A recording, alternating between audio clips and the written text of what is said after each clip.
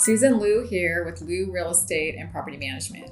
And in today's video, we're going to answer the question, can I rent out my investment home if I have a mortgage? And we'll also talk a little bit about what a property manager can do for you and some things to think about once you decide you do want to rent out the house.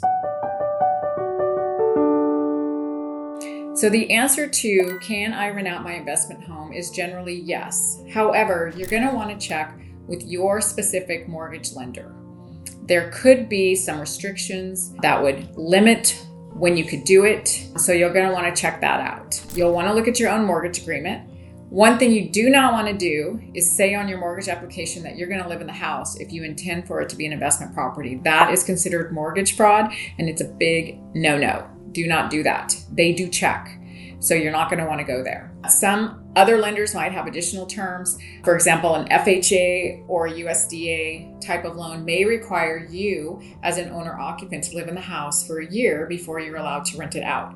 So again, it's really important to check with your mortgage lender to make sure that you're following their guidelines and you're not violating anything in your mortgage agreement. If the home is located in an HOA, specifically a condominium, you're gonna want to check even before you close escrow and purchase the home that you will be able to rent it if that's your intention.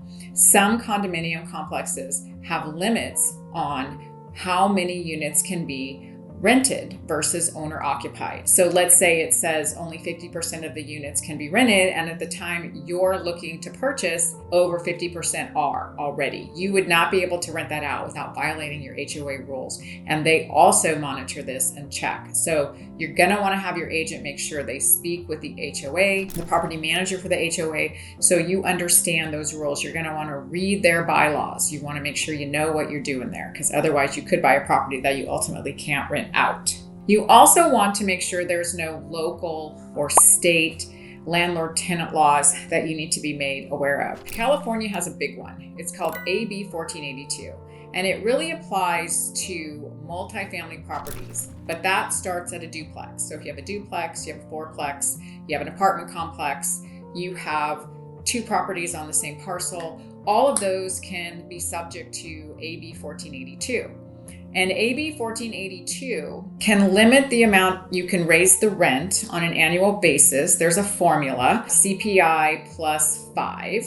So that changes all the time. And the California Apartment Association puts out what the CPI is for different counties. So if you're going to rent a property, you may want to join the California Apartment Association. They have a lot of great resources on their website. It also limits the ways you can remove a tenant from your property. In other words, terminating the tenancy. It makes it really difficult. And if you have a troubled tenant, it's really hard to get them out once they've lived in the property for a year under AB 1482. It's much, much harder than it used to be. You used to be able to just terminate the tenancy. You know, I want you out, here's your 30-day, here's your 60-day. That no longer applies. It's much, much harder, if not impossible in some cases. So the other thing you might want to think about if you want to take your property and start renting it out, are there any capital gains issues that you want to talk about? And that's something you want to talk about with your CPA. So once you've decided all of that's good, I want to rent out my property, here's some tips to think about for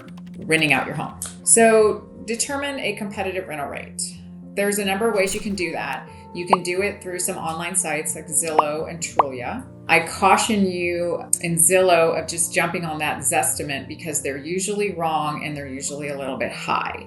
So you're gonna wanna look at what is renting in my area and how does it compare to my home, just like when you're selling a home. So you'll wanna see, is there a lot of inventory out there? If there is, you're gonna wanna be competitive on your price. If there's lower inventory, then you might be able to push that price up a little bit, but you'll wanna look at all of that. Look at the properties that are currently on the market. How long have they been there? I see in Zillow all the time rentals that have been on the market 30 and 45 days with very few contacts. That information is right there in Zillow. That tells me the property is way overpriced.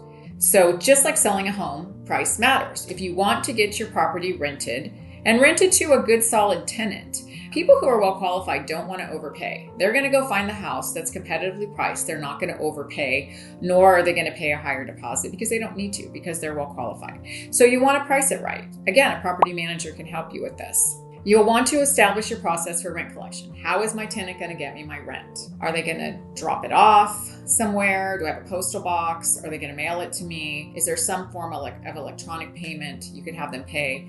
I've heard of individual owners paying them through Zelly. A property manager gives a tenant a lot of options. They can pay through somebody's website, they can drop it off, they can mail it. So you'll want to think about how you want to do your process. Of equal importance is to do a very detailed walkthrough at the beginning of the tenancy and take a lot of pictures.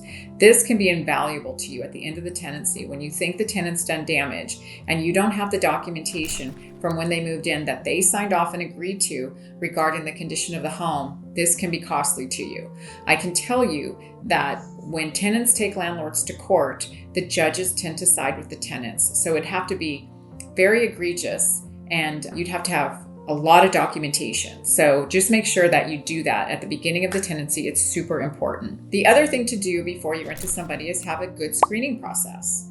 And have a screening process that you apply across the board. If you have a potential tenant who claims you violated their housing, you're in trouble. Let me tell you, the law goes this way. If a tenant says that they discriminated against me for whatever reason, and they go file a claim with Fair Housing, you're basically considered guilty until proven innocent. And it is a long process, it's costly, and if you lose, it's very costly. The violations can start at $25,000 fines and go up from there. So you don't want to do that. Again, using a property manager might be worth it, even if it's just to screen and find the tenant and get you a proper lease in place.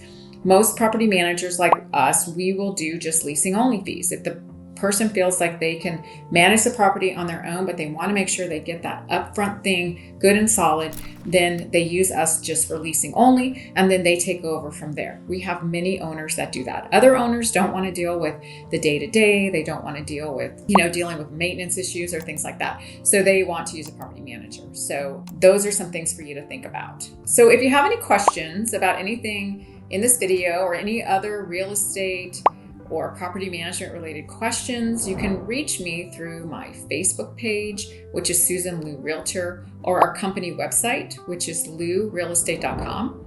Love to hear from you if you have any ideas of future video content. I would be happy to see if I can put something together for you. So thanks for listening and have a great day.